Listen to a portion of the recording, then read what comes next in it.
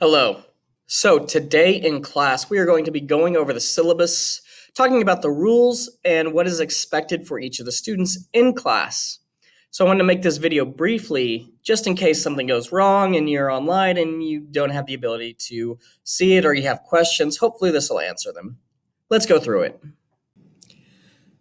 All right, so this document is available in Google Classroom. So if you want to follow along there, or if you forget everything and you don't want to rewatch this video, you can just check that one out. So let's go over the rules first.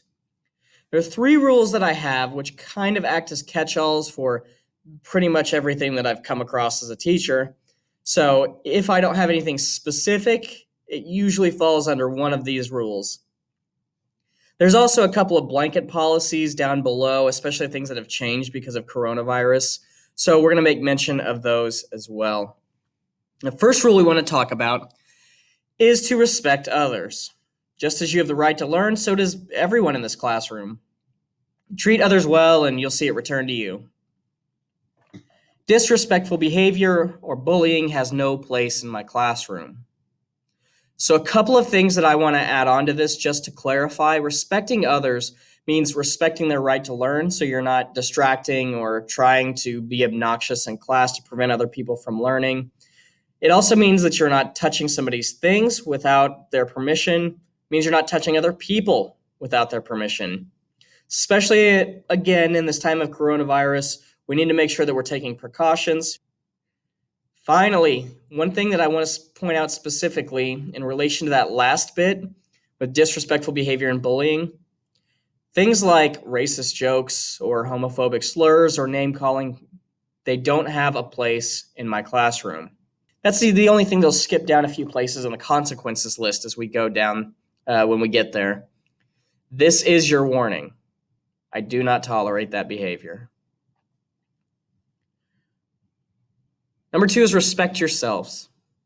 So respecting yourself means allowing yourself to reach your full potential, which includes celebrating your strengths and working on your weaknesses. English isn't everybody's favorite subject.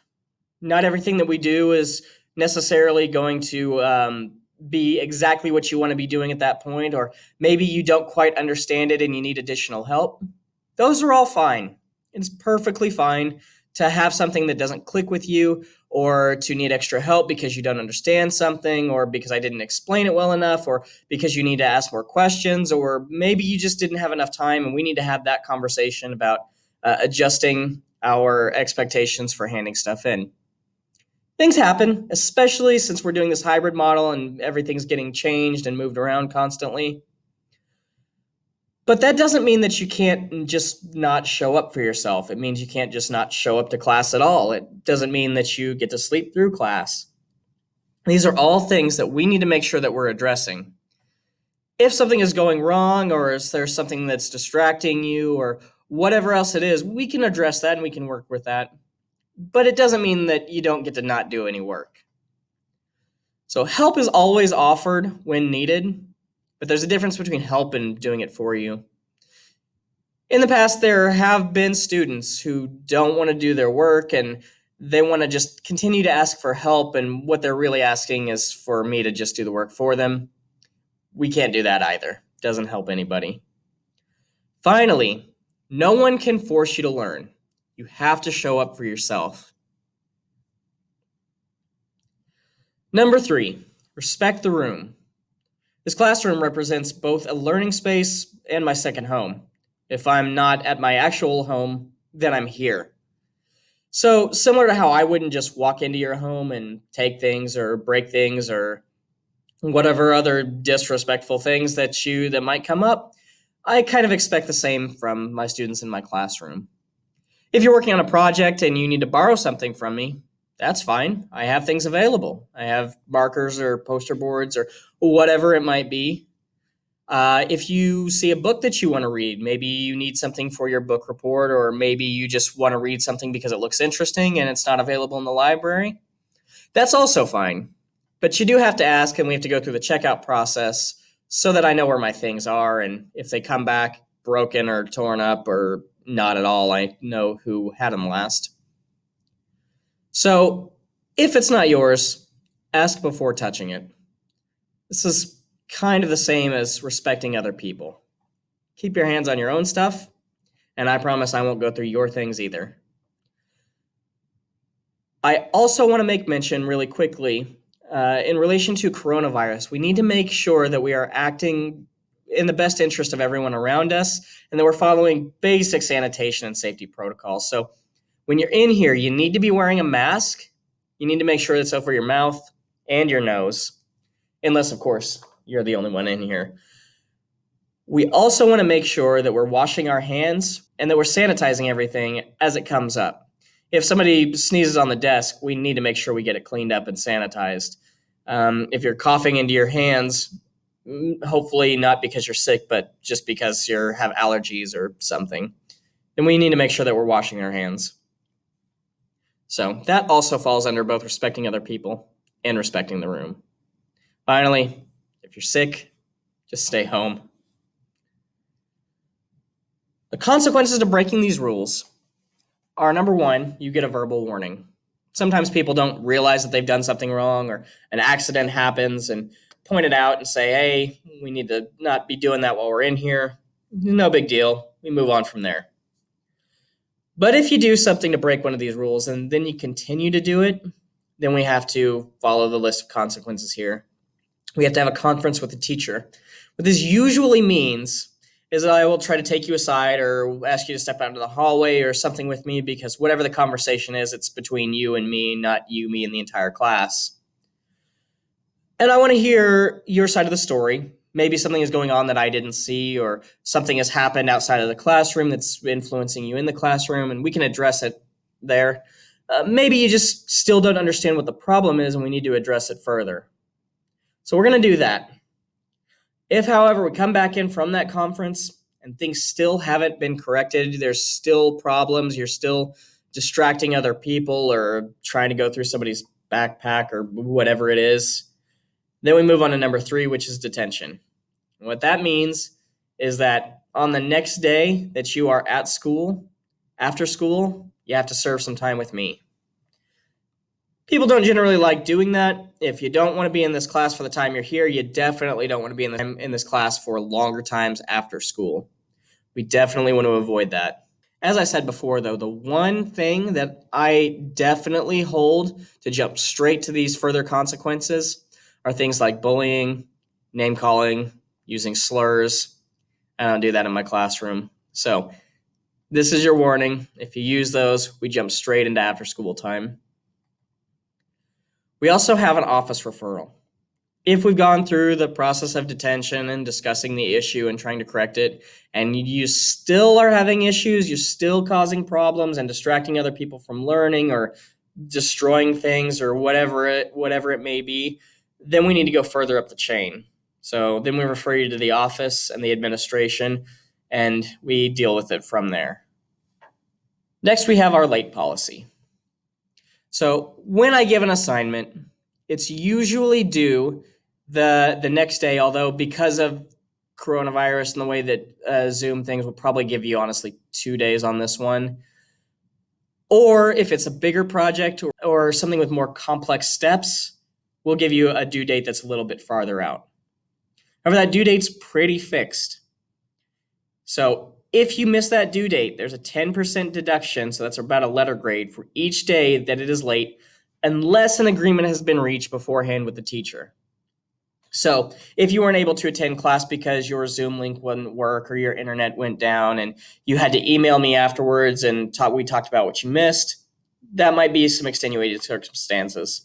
If you're out of school for an athletic event or for the school play or choir or whatever it is, those also might be things that we can work with. If you come to me and say, hey, I didn't understand, I need more explanation because I'm not quite sure what I'm supposed to be doing on this assignment, that's also something that we can work with. But it needs to be done before the due date. If it's on the due date or after the due date and you come to me and say that you need more time, that I can't do. We have to work ahead to try to make sure that we are getting our work done and that we are addressing problems, not just because you forgot to do it until I asked for it in class or reminded you that it was due. We also have a book report. Now, we'll talk a little bit more about this in another post. If you're in my classes, we'll talk about this next week specifically, but I just kind of want to go over this briefly. Each student is required to read an additional book beyond the in the classroom reading each semester. So you need to read something beyond what I assign to you as we go throughout the semester. If we're reading, say, Fahrenheit 451, you can't use that as your book report. There's also some projects that need to be associated with it. So one, make sure that you're keeping up with the reading, and two, that you're actually doing the reading. So like I said, we'll address more about this next week. I just didn't want it to be a complete surprise, and I also didn't want to ignore the fact that I included this in here and then leave you with no understanding of why I included it or what it means. Number 5, this isn't so much a rule as just a general principle that's good to know. How to succeed in class. So whether you love or hate English, it's part of our lives. So as long as you are striving to improve each day, your grades will be fine. It's really honestly kind of hard to fail my class because we lay out just about everything that you need to do and need to succeed. And if you need extra help, it's always available. Generally, the people that don't do well in my class are the ones that don't show up for themselves, they don't pay attention, and they don't hand in any homework. That's where I come in. As your teacher, I promise not to waste your time or punish you for knowledge that you do not have. It's not very fair to ask somebody to answer questions that they never learned. But in exchange, I expect that once you demonstrate knowledge, you'll use it as a foundation to improve your abilities. Further, high school comes with a certain degree of flexibility. We want to begin treating you like adults, but the treatment comes with strings attached. You need to work on communicating your struggles, and I'll do my best to listen. If the freedom is too much, it can and will be revoked. So this kind of goes into some of the things that we talked about ahead of time. If you're having trouble with homework, if you need extra time at writing your paper because you didn't understand it or because you have had practice and you go to work right after school and whatever else it is, we can generally work with you on things. Not a problem. Unless you don't tell anybody, then we have an issue. So we'll offer you those freedoms. You got to do your half of it as well. Cell phones. Most of us have one of these little devices here. And a lot of teachers will tell you that cell phones are bad, and a lot of adults will tell you that they're the bane of existence and that they're ruining education. I don't think that's true. It's the same argument that I heard in high school when the internet came out. It's the same argument that they had in the 80s when computers and calculators started being widespread. It's honestly the same issue that Socrates talks about back when the invention of writing started becoming widespread. The issue is that when people don't know how to use something or when they use it incorrectly, it becomes a problem. So we want to make sure that we're using cell phones appropriately. So if you're the kind of person that likes listening to music when you work, that's completely fine. I did it when I was in high school. But you got to make sure that you're doing it at the appropriate time. And you have to make sure that if you're in the classroom, that you're using headphones as well, because we don't want to be distracting other people.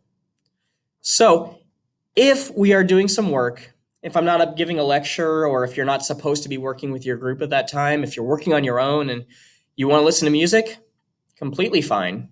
If you aren't certain if now is a good time to listen to music, just ask. That's perfectly fine as well. And additionally, if your cell phone is being used at an inappropriate time, if, say, I'm up giving directions or we're talking about our next book project or whatever else it is, and you're back typing on your phone and not paying attention, and then it goes to cell phone jail, which is on the other side of the room, and you may not be able to see from the video. So once your phone goes to cell phone jail, you don't get it back till the end of class, and you're going to have to answer a question in relation to what we've been doing that day to show me that you were actually paying attention. You can do that, you get your cell phone back. If not, you have to come get it at the end of the day. Additionally, there is going to be a lot of work that we do on the internet. Cell phones, especially if you can connect to the internet in my room, can be extremely helpful for that. Being able to look up vocabulary words or being able to take notes or whatever else it is, especially if you, I know a lot of younger people are more used to their cell phones than they are laptops. So if you're comfortable with that, that's also fine because you're using it to help enhance your learning. You're not just wasting your time on there or doing something to distract you from what we should be doing at the time. Restroom policy. This is changing a little bit, courtesy largely of coronavirus. So The classes at FKHS, they're not particularly long. So with the exception of medical emergencies, I expect you to use the restroom before class. In the event that you have to use it, it happens to all of us sometimes. The restrooms are located in the commons, so you'll need to take a pass with you. We do have restrooms right outside the room. However, those were yesterday designated as staff-only restrooms. So I have to send everybody down to the commons, which means generally I only allow one person at a time to leave the classroom because we don't want people going to just hang out in the hallways. That's our restroom policy. And again, if you have any questions, we can talk about that. Food. Food. Normally, my food policy is a little bit more lenient, but because of the times that we're in, it's had to change. So, because of the ongoing coronavirus outbreak, food is not allowed in class. Sorry, I get hungry too, but that's what we got to do. Water may be had, but straw use is encouraged. You can run a straw up under your mask, that works fine. I want to try to discourage people from taking down their mask to take a drink of water because you can always cough and spew water all over the desk or whatever else it is. It happens, so we want to try to avoid that. That is the current food policy. That covers just about everything that we have for class, with the exception of Zoom etiquette and the Zoom requirements, most of which you're probably familiar with at this point because they're the same all over the building. Kind of like that, anything that's a school-wide policy also is in effect in my classroom. So the hat rule or whatever else it may be. If the school says that it's a rule, I got to follow their directive. Finally, I want to address something which I'll add in here. Let's talk about plagiarism. Plagiarism, again, is a school policy, but it seems to apply specifically to English. These days, it's really, really easy for people to try to go take information from the internet and pass it off as their own work. But one, students are generally really bad at that. It's pretty easy to see when your writing level has jumped from a high school freshman to a college senior overnight, or you're using vocabulary that you in the history of stuff that you've written have never used before. Also, I can generally just Google sentences or phrases and they pop right up as having come from somewhere else. If you do that, then it counts as an automatic 0 and you are not allowed to redo or retake or whatever else it is for any assignment. That's school policy, but it's also my personal policy. If you go to college and you get caught cheating, you get kicked out. If you have your job and you get caught cheating, you get fired. I want to make sure that we're holding people to the same standards here. So that's the end of my syllabus. Let's get started with actual class and doing more interesting things.